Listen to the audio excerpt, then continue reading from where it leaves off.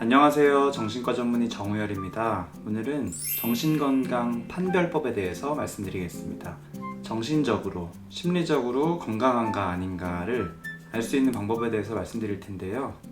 정신과는 다른 과랑 다른 점이 있어요.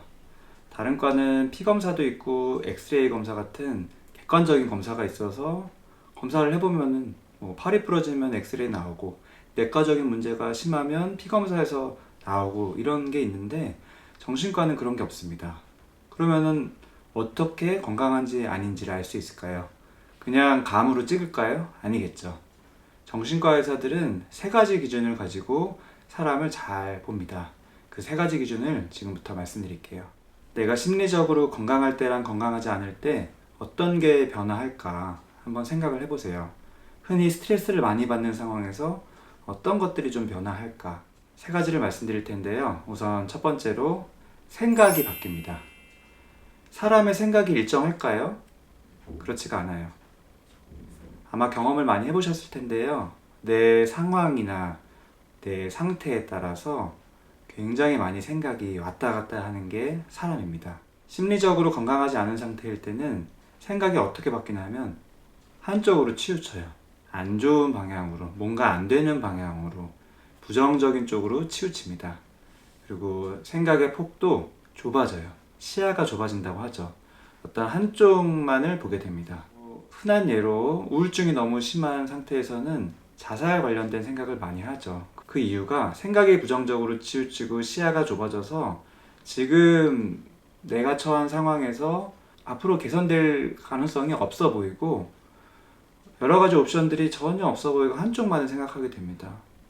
결국에는 삶을 리셋하는 방법밖에 없다는 식으로 생각이 좁아지는 게 특징이에요.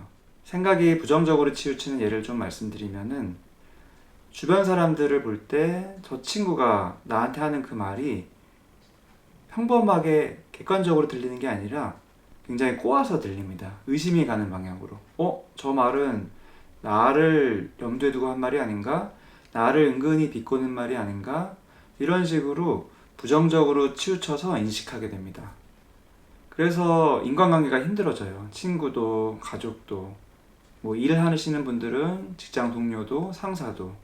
그 다음에 내가 둘러싸인 환경을 바라보는 시각도 역시 부정적으로 치우쳐서 나의 직장이나 나의 학교나 또는 이 나라도 굉장히 안 좋은 쪽으로 많이 생각이 됩니다. 이런 식으로 생각이 부정적으로 치우치거나 시야가 좁아지는 것도 있고 그렇지 않다 하면은 아예 생각이 그냥 멍해지는 경우도 있어요.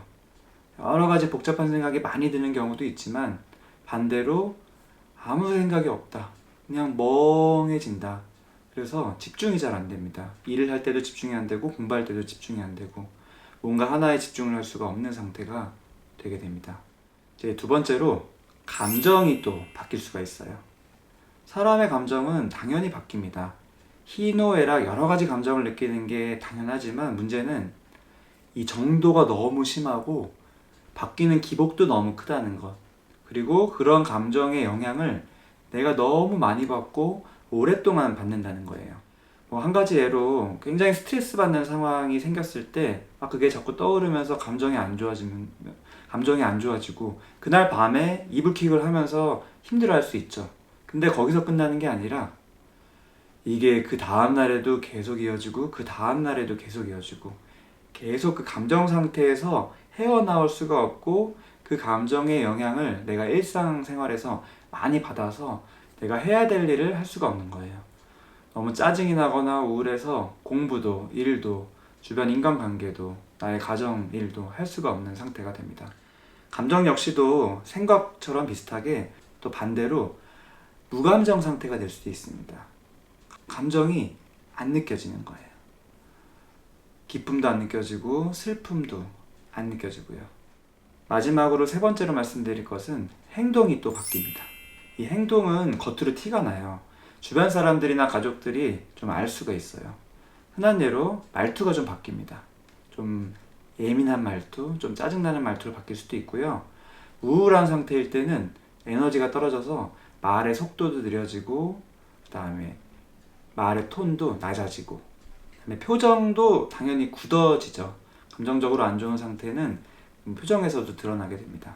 그리고 몸을 움직이는 행동 역시도 평상시의 나의 행동이 아니라 극과 극으로 치우칠 수 있는데 굉장히 부산해지고 조급해지는 방향이 될 수도 있고요. 반대로 굉장히 느려지는 방향이 될 수도 있어요. 그리고 예민해지고 짜증이 많이 나서 공격적인 행동을 할 수도 있고요.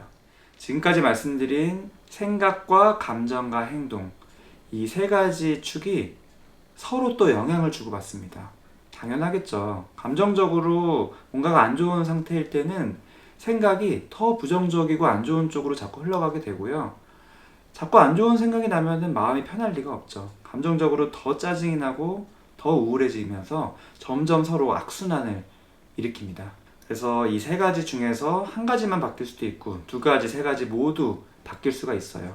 그래서 정신건강, 나의 정신건강 또는 남의 정신건강을 잘 살펴보기 위해서는 이 세 가지 기준을 가지고 이 사람이 평상시랑 비슷한지 아니면 평상시랑 다르게 이런 것들이 좀 바뀌어 있는지를 체크해 보시면 도움이 되실 것 같습니다.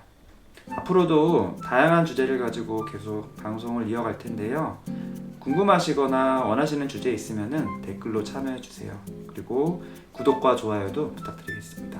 감사합니다.